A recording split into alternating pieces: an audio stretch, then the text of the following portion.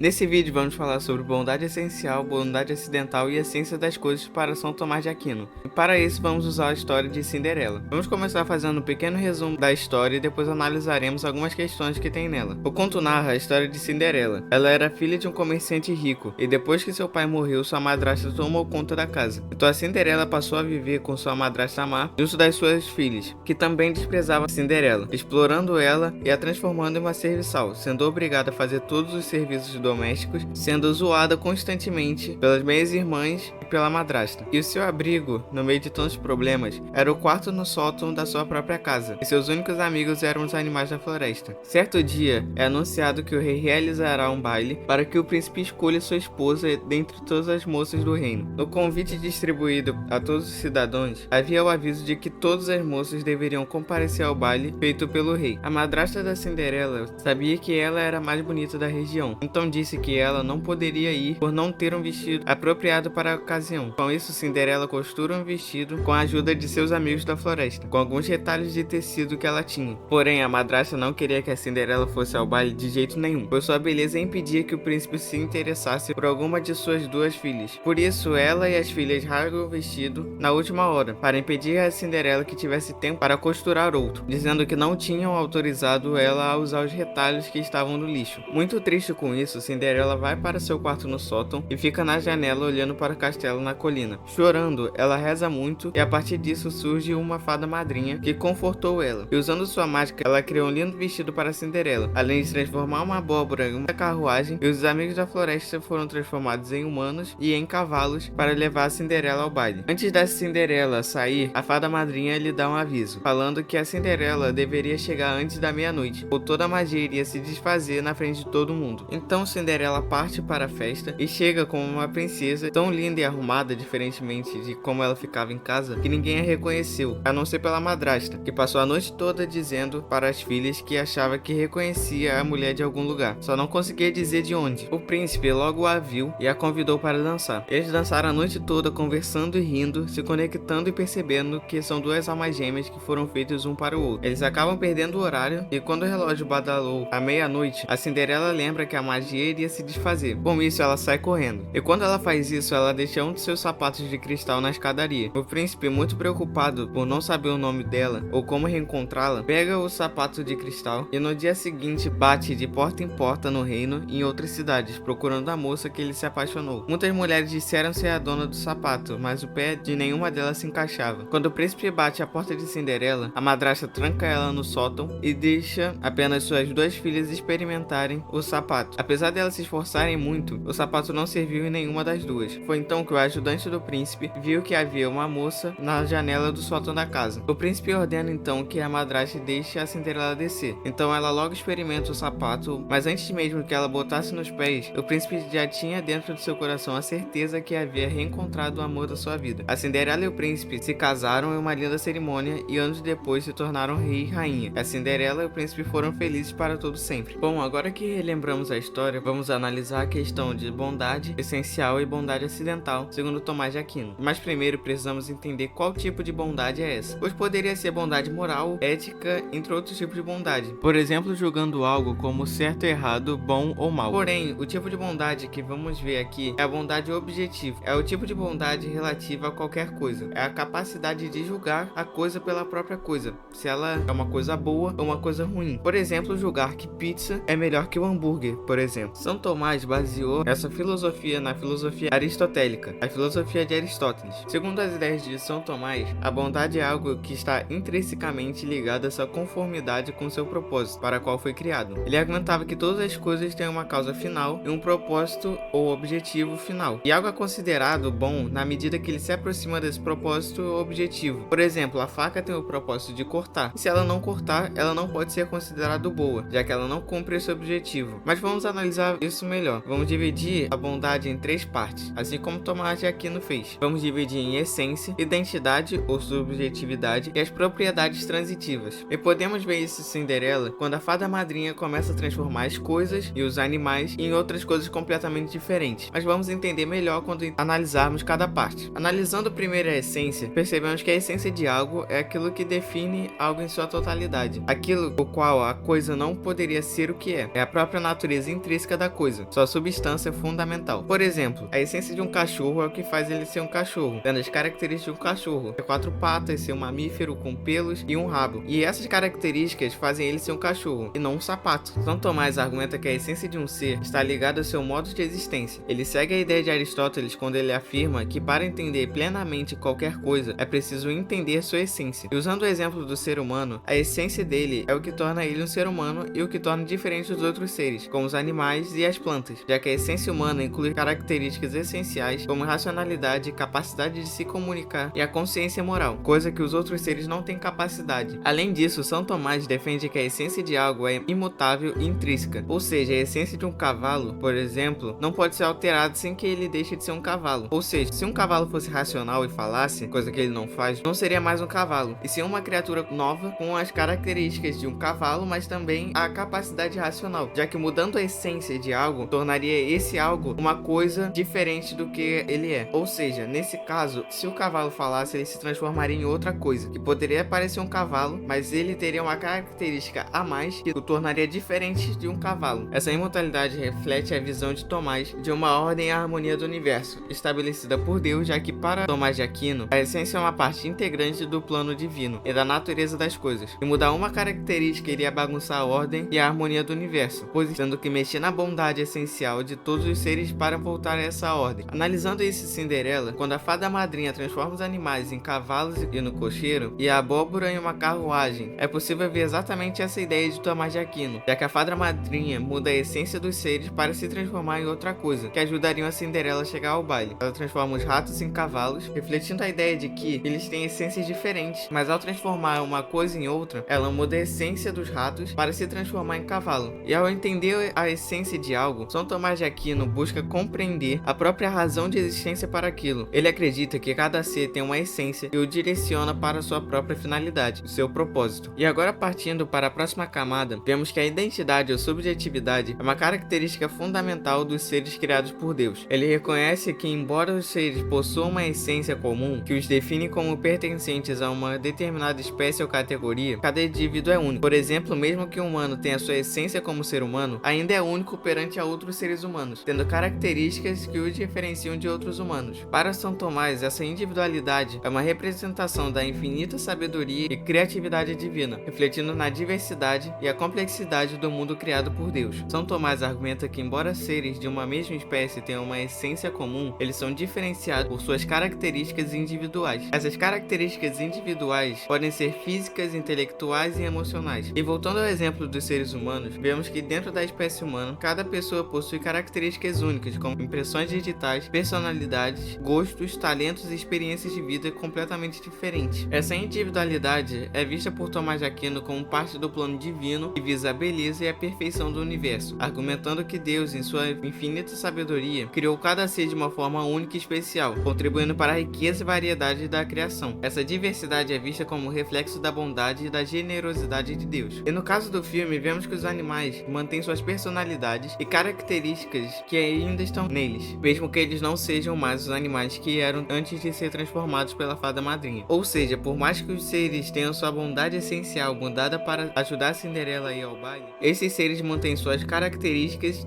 de sua individualidade e subjetividade, como a personalidade e gostos. E por último, ao analisar as propriedades transitivas de algo, segundo Tomás de Aquino, vemos que as propriedades transitivas são características ou atributos que podem ser aplicados aos seres de uma mesma espécie, de uma forma variada, sem mudar ou alterar sua essência ou natureza. As propriedades são chamadas de transitivas porque transitam entre os indivíduos de uma espécie, variando de um para o outro, sem mudar a substância essencial que define essa espécie, sem falar que eles variam conforme conforme o tempo dentro de um próprio indivíduo. São Tomás usa o termo acidente para descrever essas propriedades transitivas, que são aquelas que não são essenciais para a natureza de um ser, mas sim contingentes e imutáveis, podendo mudar sem alterar a essência de algo. Como exemplo, São Tomás usa o ser humano. A essência de um ser humano inclui características fundamentais como a racionalidade e a capacidade de linguagem, como já vimos no vídeo. No entanto, características como a cor dos olhos, a altura, o peso, a cor do cabelo e outras características físicas, além de algumas questões de personalidade e gostos, são propriedades transitivas. Embora que essas características variem de um indivíduo para o outro, elas não alteram a natureza essencial do ser humano. O ser humano pode ter olhos azuis ou castanhos, ser alto e baixo, gostar de Fanta uva ou Fanta laranja e mesmo assim continuar sendo humano. São Tomás de Aquino argumenta que as propriedades transitivas são contingentes e imutáveis, já que não são essenciais para a natureza de um ser. Elas são determinadas por fatores como herança genética, ambiente e outras influências externas, e podem variar ao longo do tempo. No entanto, mesmo que essas propriedades mudem, a essência de algo permanece a mesma. Essa distinção entre essência e acidente é fundamental na metafísica de São Tomás de Aquino, já que ele acreditava que compreender essa distinção o ajudava a entender melhor a natureza dos seres e sua relação com o mundo ao redor, além de saber o propósito de cada coisa. Ele via essa distinção como parte de uma ordem mais ampla estabelecida por Deus, na qual cada ser tem sua própria natureza e propósito dentro do universo. E com isso entendemos que em Cinderela os animais têm sua bondade essencial transformada quando a fada madrinha transforma os animais em cavalos e no cocheiro, assim como a abóbora é transformada em uma carruagem. Porém, suas características da sua individualidade e subjetividade